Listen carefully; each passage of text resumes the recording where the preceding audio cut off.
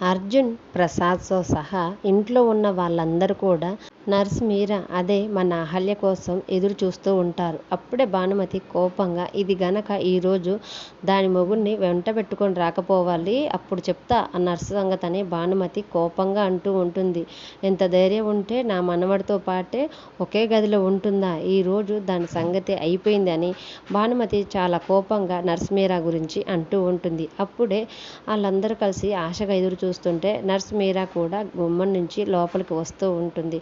అప్పుడే బుజ్జిగాడు అదిగో నర్స్ మీరా ఆంటీ వస్తున్నారు అని అందరికీ చూపిస్తూ ఉంటారు. అలా వస్తున్న నర్స్ మీరాని అందరూ కలిసి షాక్గా చూస్తూ ఉంటారు. నర్స్ మీరా దగ్గరికి వచ్చేసరికి అప్పుడు భానుమతి ఏంటే ఆగు, ఒక్కదానివే వచ్చావేంటే? నిన్ననే చెప్పాను కదా నువ్వు వస్తే నీతో పాటు నీ భర్తను కూడా తీసుకుని రావాలని. నీ భర్తని తీసుకురాకుండా ఒక్కదానివే వచ్చావేంటి అని భానుమతి అందరి ముందు అహల్యని గట్టిగా నిలదీస్తూ ఉంటుంది. అప్పుడు నర్స్ మీరా ఏదో చెప్పబోతుంటే అప్పుడే అవంతిక కలగజేసుకొని అయితే నీకు పెళ్లి కాలేదన్నమాట. ఒక ఫేక్ తాళి ఒకటి నీ మెడలో వేసుకొని తిరుగుతున్నావట్టుంది.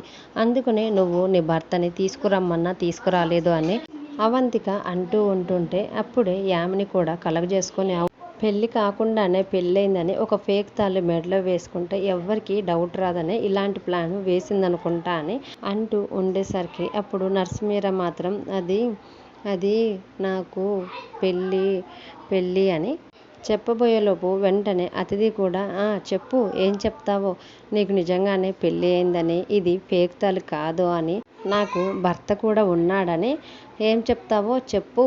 అదేవిధంగా నీ భర్తని నువ్వెందుకు తీసుకొని రాలేదో కూడా అందరికీ చెప్పు అని అతిథి కూడా కోపంగా నర్స్ మీరాని అంటూ ఉంటుంటే అర్జున్, ప్రసాద్, సుభద్ర మాత్రం మౌనంగా ఉండిపోతారు. మరి నర్సు మీరా మాత్రం ఏమి మాట్లాడకుండా వీళ్ళ నుంచి ఎలా తప్పించుకోవాలో, బామ్మగారికి ఏ సమాధానం చెప్పాలో అని టెన్షన్ పడుతూ ఉంటుంది. మరి గౌతమ్ వచ్చి అహల్యని ఎలా సేవ్ చేస్తాడు, లేకపోతే అహల్య ఏమని సమాధానం చెప్తుంది వాళ్ళ ప్రశ్నలన్నిటికనేది అప్కమింగ్ ప్రోమోలో చూద్దాం. వీడియో నచ్చితే ప్లీజ్ లైక్ చేసి మన ఛానల్ సబ్స్క్రైబ్ చేసుకోండి. Thanks for watching.